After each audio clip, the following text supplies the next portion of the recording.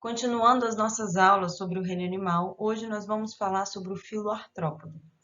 Segundo a classificação mais atual para o reino animal, o filo artrópoda é um grupo irmão do filo nematoda, pois eles formam um grupo monofilético, ou seja, eles têm um ancestral comum e exclusivo. Assim como os demais animais, o filo artrópoda é composto por organismos pluricelulares e que possuem desenvolvimento embrionário. Este desenvolvimento embrionário possui fase de mórula, blástula e gástrula. A gástrula dos artrópodas possui 3 folhetos germinativos, por isso eles são chamados de triblásticos. Durante a fase adulta, os artrópodas têm o corpo dividido em 2 partes semelhantes e, portanto, eles são conhecidos como animais de simetria bilateral. Nos embriões dos artrópodas, o blastóporo, que é o orifício que dá abertura ao arquêntero, formará primeiro a boca, por isso eles fazem parte do grupo dos protostômios.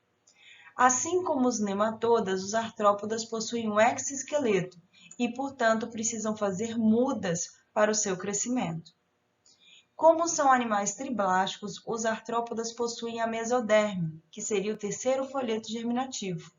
Essa mesoderme dos artrópodas é formada a partir de um processo chamado esquizocelia, por isso eles são considerados animais esquizocelomados.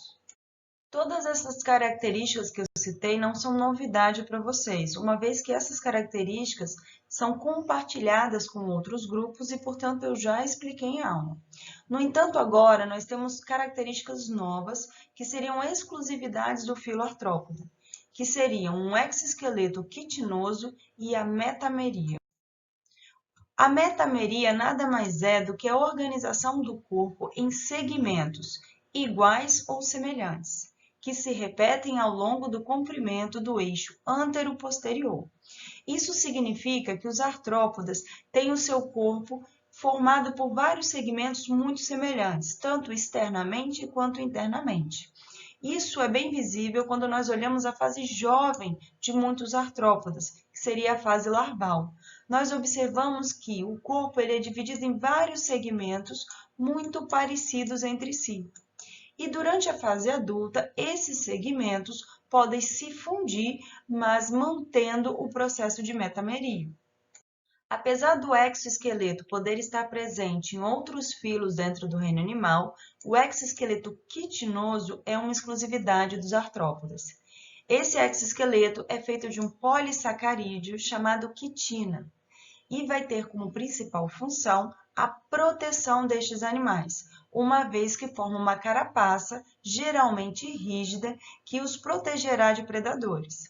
Esse exoesqueleto quitinoso geralmente é dividido em 3 camadas. Uma camada de quitina mais flexível, uma camada de quitina um pouco mais rígida e externamente uma camada de cera, que teria como principal função evitar a perda de água. A presença deste exoesqueleto quitinoso poderia ser um limitante para os artrópodas para o seu crescimento, uma vez que impediria o aumento de tamanho destes animais. No entanto, essa limitação foi resolvida durante a evolução com o surgimento da equidise. Todos os artrópodas trocam de exoesqueleto no momento em que precisam crescer e mudar de fase. Para exemplificar o processo de equidise que ocorre nos artrópodas, nós temos aqui 2 exemplos.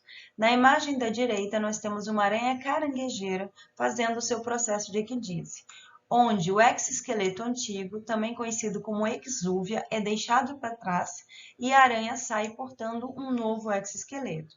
No caso das aranhas, a equidise vai auxiliar no crescimento do indivíduo. Então, aqui, o processo se restringe ao aumento de tamanho. Já na imagem da esquerda, nós temos a cigarra, onde ela vai deixar sua exúvia para trás, o seu exoesqueleto antigo, e ela vai sair portando o seu novo exoesqueleto. No caso das cigarras, além de haver um aumento de tamanho, também há mudança de fase, onde o indivíduo que sai do seu exoesqueleto antigo vai portar características novas, como é o caso da presença de asas. Ao contrário dos nematodas, os artrópodas possuem patas para sua locomoção, e a presença deste exoesqueleto quitinoso também poderia ser um limitante para a movimentação dos artrópodas, mas isso também foi resolvido durante a evolução com o surgimento de articulações entre o corpo e as patas dos artrópodas. Inclusive, esta é a característica que dá nome ao filo, pois o prefixo artro significa articulação e o sufixo poda significa pés. Então, artrópodas são invertebrados com patas articuladas. Atualmente, o filo artrópode é dividido em 4 classes. A classe dos crustáceos, conhecidos principalmente por camarões, caranguejos, siris e lagostas. A classe dos aracnídeos, conhecidos como aranhas, escorpiões e carrapatos. A classe dos insetos, que possuem um grande número de subgrupos, como as borboletas, os besouros, piolhos, pulgas e vespas. E a classe dos miriápodas, conhecidos como centopeias e representados principalmente pelas lacraias e piolhos de cobra. Para que fique mais fácil compreender as diferenças entre as 4 classes do filo artrópoda, nós vamos usar esse quadro comparativo, onde nós vamos analisar o hábitat dessas classes, o tipo de respiração, o número de antenas, número de pernas, presença de asas e presença de um processo chamado metamorfose. Com relação ao hábitat, os crustáceos são considerados como animais aquáticos, enquanto aracnídeos, insetos e miriápodas são animais terrestres. Apesar de serem considerados animais aquáticos, nós temos um representante dentro do grupo dos crustáceos que teria um hábitat terrestre, que é o tatuzinho de jardim. O tatuzinho de jardim é um crustáceo que consegue viver distante de corpos d'água.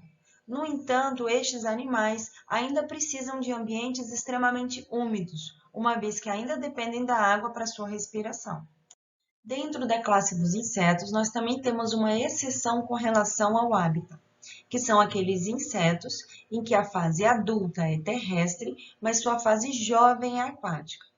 Dentre esses insetos, nós temos alguns em que a fase jovem é aquática, mas respira oxigênio atmosférico, que é o caso dos mosquitos, e nós temos alguns em que a fase jovem é aquática e respira oxigênio da água, que é o caso deste exemplo que vocês estão vendo das libélulas. A libélula, durante a fase adulta, ela é totalmente terrestre, mas durante a sua fase jovem, ela vive na água e respira oxigênio presente na água. Já que eu comentei sobre a respiração, nós vamos entender agora como que cada uma dessas classes do filo artrópoda respira. A respiração dos crustáceos é do tipo branquial. A respiração dos aracnídeos é do tipo filotraqueal, enquanto a respiração dos insetos e miriápodas é do tipo traqueal. A respiração branquial que ocorre nos crustáceos ocorre através de estruturas chamadas de brânquias. Essas estruturas são capazes de absorver o oxigênio presente na água. Então, mesmo no caso dos crustáceos que são terrestres, como é o caso do tatuzinho de jardim, a respiração dependerá da água. Por isso que o tatuzinho de jardim, apesar de ser terrestre, precisa viver em ambientes úmidos, pois ele precisa reter água dentro do seu corpo para poder captar o oxigênio presente nesta água. Na respiração traqueal, que ocorre nos insetos e nos miriápodas, o ar oxigenado adentra o organismo destes animais por pequenos orifícios espalhados por todo o seu corpo. Esse ar vai sendo transportado por esses animais dentro de canais chamados de traqueias, o que vai levar oxigênio a todos os tecidos. À medida em que o oxigênio vai sendo entregue às células, o gás carbônico vai sendo eliminado dentro dessa traqueia. E o ar, agora rico em gás carbônico, vai ser eliminado do corpo pelos mesmos orifícios por onde o ar oxigenado adentrou. A exceção que nós temos aqui, relacionado à respiração traqueal dos insetos, é justamente sobre o caso que eu já comentei, daqueles insetos em que os jovens são aquáticos e captam oxigênio presente na água. Neste caso específico, o jovem que capta oxigênio presente na água vai ter uma respiração branquial e não traqueal. Semelhante à respiração traqueal que existe nos insetos e nos miriápodas, na respiração filotraqueal dos aracnídeos, o ar oxigenado vai adentrar o corpo por um pequeno orifício. A grande diferença é que aqui o oxigênio não vai ser transportado pelo corpo por traqueias, e sim por capilares sanguíneos.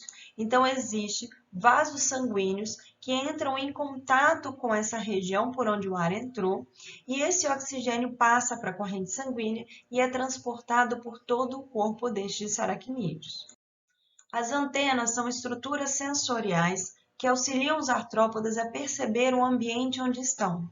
Elas funcionam de duas formas diferentes.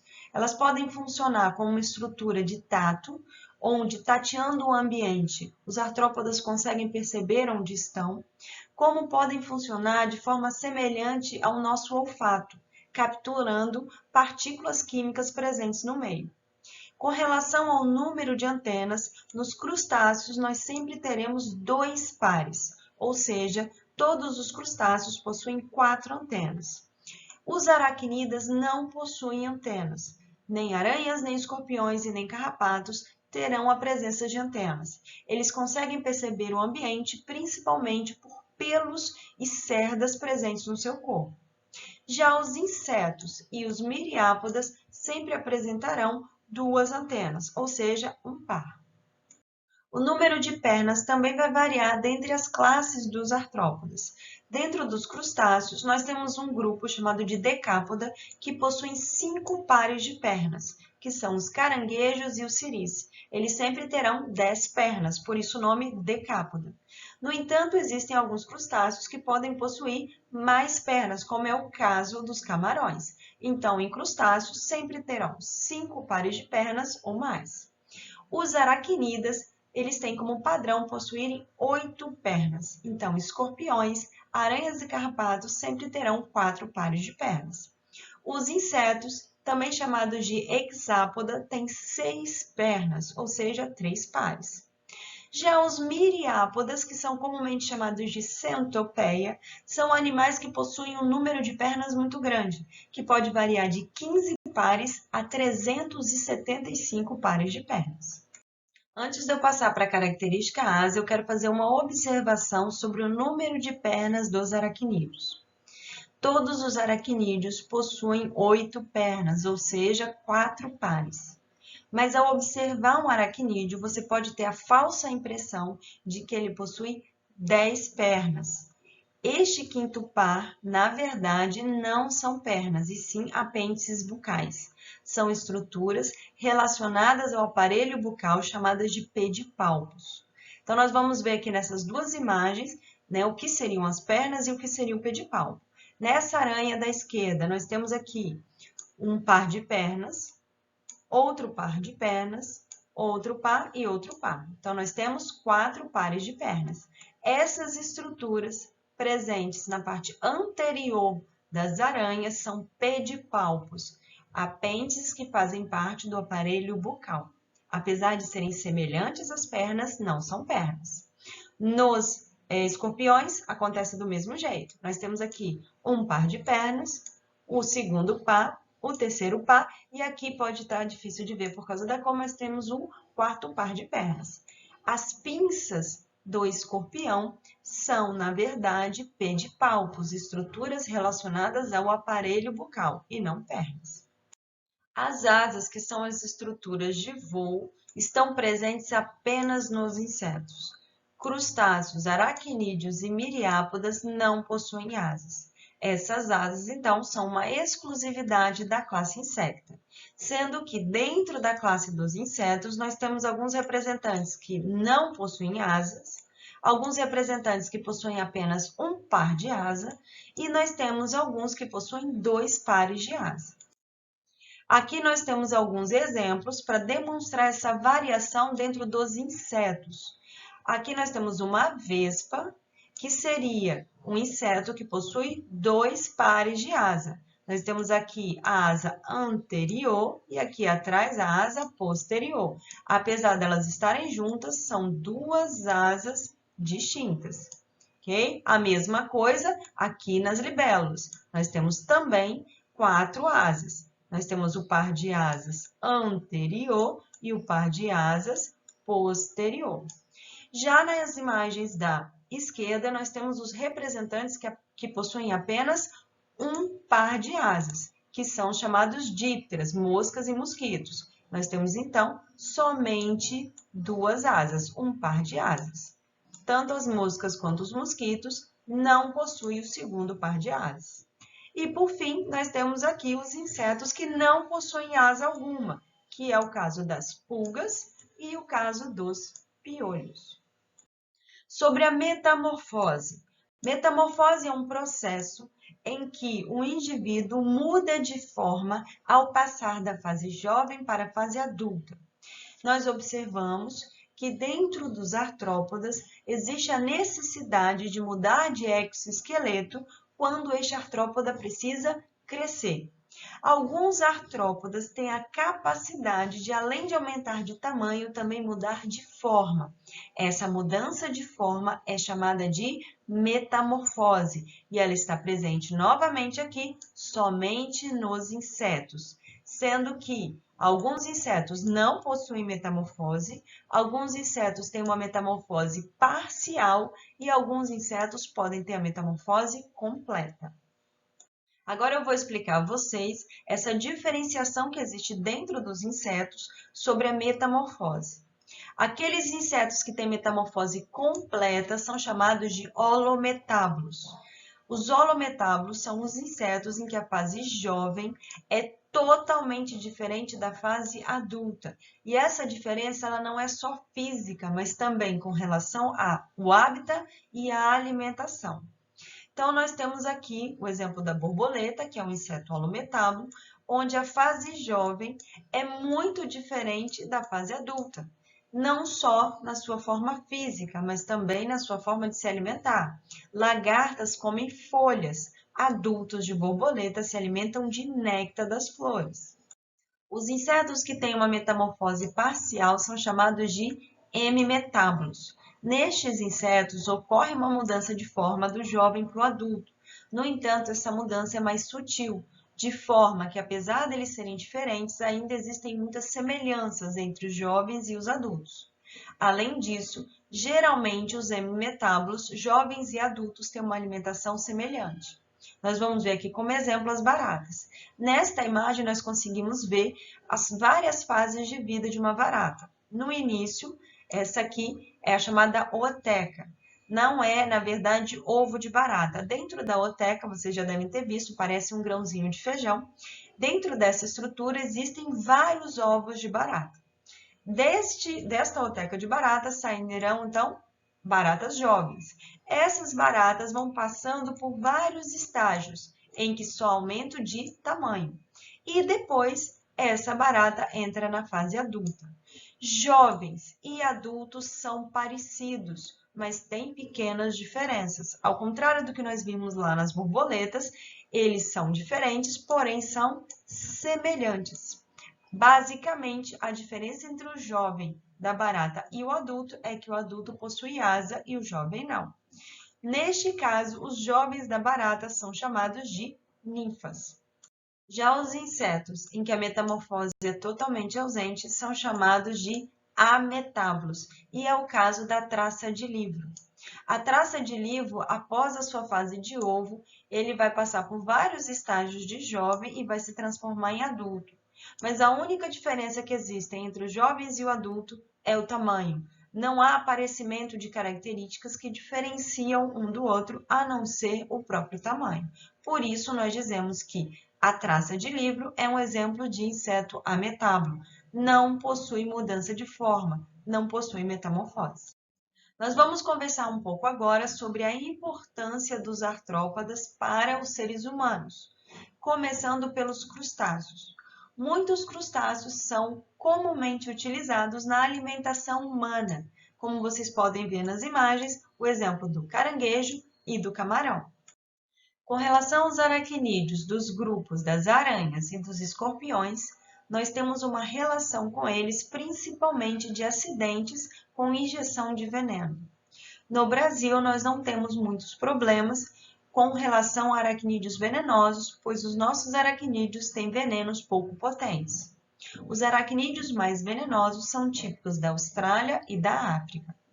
Apesar dos venenos serem menos potentes, os nossos aracnídeos podem causar, em alguns casos, a hospitalização do indivíduo e, em alguns casos mais raros, o óbito. Nós temos aí 4 exemplos de aracnídeos venenosos que são típicos do Brasil. Primeiro exemplo, a aranha viúva negra. A aranha viúva negra é uma aranha que tem este formato típico. Ela tem a coloração negra e uma mancha vermelha no abdômen em forma de ampulheta. Na imagem do meio, nós temos uma aranha armadeira. A aranha armadeira não é muito grande, ela tem alguns centímetros de comprimento, ela tem o corpo coberto por pelos e recebe o nome de aranha armadeira porque, ao se sentir ameaçada, ao invés de fugir, a aranha armadeira arma o bote. Ela levanta suas patas dianteiras, ameaçando aquele que a ameaça. Do lado esquerdo aí, nós temos a aranha marrom.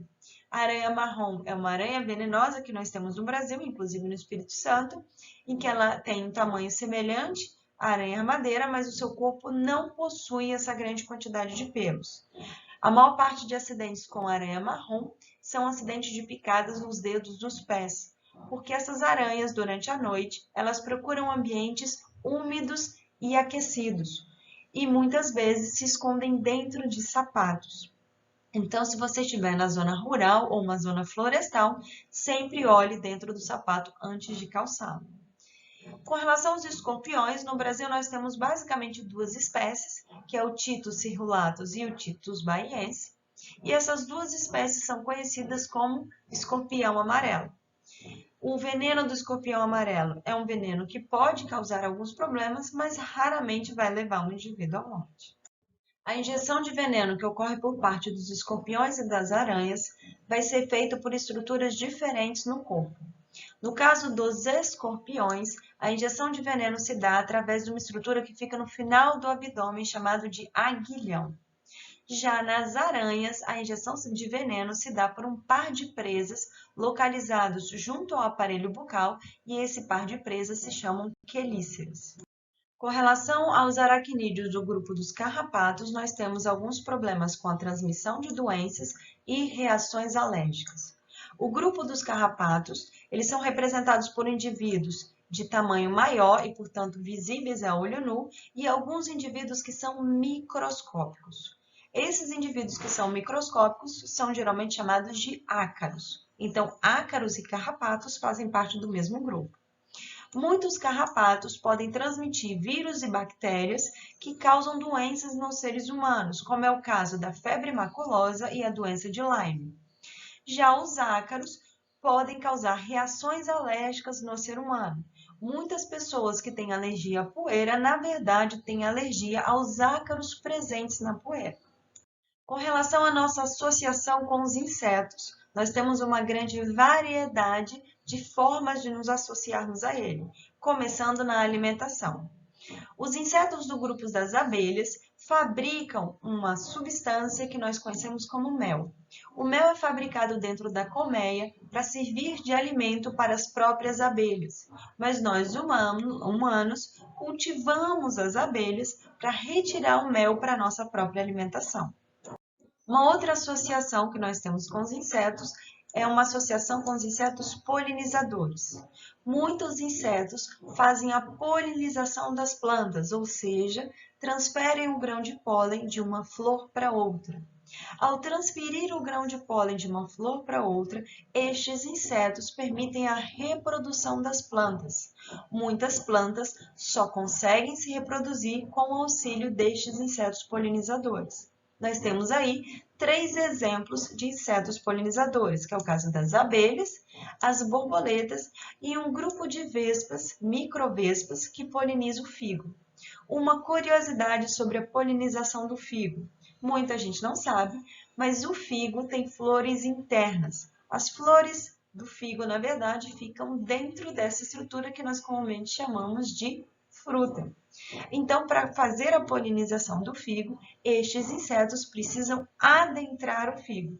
Eles conseguem penetrar dentro do figo, fazendo então lá dentro a polinização. Nós também podemos ter problemas com insetos venenosos. Insetos que, ao injetarem veneno no ser humano, pode causar problemas à saúde e até à morte. Os principais insetos venenosos são as chamadas vespas e as abelhas. A abelha que mais causa problema ao ser humano é a abelha africana. E apesar deste nome, a abelha africana não está restrita à África, sendo que ela atualmente está espalhada pelo mundo todo. Aqui na América, a abelha africana foi trazida por um brasileiro que trouxe a abelha africana para a América com o objetivo de cultivá-la, uma vez que a abelha africana é aquela que produz o melhor mel. No entanto, essas abelhas acabaram escapando, se tornando uma praga por toda a América. Hoje em dia, o número de acidentes com a abelha africana é muito grande. E o problema do veneno da abelha africana não é tanto a sua potencialidade, e sim a quantidade de abelhas que atacam. As abelhas, elas vivem em colmeias, portanto, quando você é atacado, você não é atacado por uma, e sim por várias. Além disso, existem algumas pessoas que têm alergia ao veneno da abelha. Com relação às vespas, nós temos aqui 3 exemplos. Esse exemplo do meio é uma vespa comum na região urbana aqui no Brasil, que é o marimbondo. Tem um veneno pouco potente, mas que pode causar problemas a algumas pessoas. Nós temos aqui o exemplo da direita, que é uma vespa asiática, mas que começou a aparecer na América. Okay? Essa vespa asiática é considerada a maior vespa do mundo e já causou algumas mortes na América do Norte. E aqui do lado esquerdo nós temos a chamada vespa caça-aranha. Ela existe no Brasil, okay? Mas a maior parte das nossas vespas caça-aranha aqui são de tamanho menor e não tão grandes quanto essa da imagem. Um outro inseto importante para os seres humanos é o conhecido bicho da seda. O bicho da seda, na verdade, é uma pequena mariposa. Essa mariposa, ela produz um casulo e o ser humano aprendeu a utilizar este casulo para produzir o tecido conhecido como seda. Vocês estão vendo aí nessa imagem, na imagem da esquerda, essa seria a lagarta do bicho da seda. E na imagem da direita, nós temos aí a fase adulta do bicho da seda. Para que a lagarta consiga chegar à fase adulta, ela precisa passar por um processo de metamorfose. Para se proteger durante esse processo de metamorfose, a lagarta produz um casulo em volta dela mesma. E este casulo, ao ser desfiado, ele produz então o famoso fio de seda. Outra associação que nós temos com os insetos são aqueles insetos que podem transmitir doenças. Muitos insetos podem ser vetores de vírus, protozoários e bactérias e transmitir doenças aos seres humanos. Nós temos aí 3 exemplos. O exemplo da direita, o Aedes aegypti, o mosquito que transmite o vírus da dengue, o vírus da chikungunya e o vírus da zika.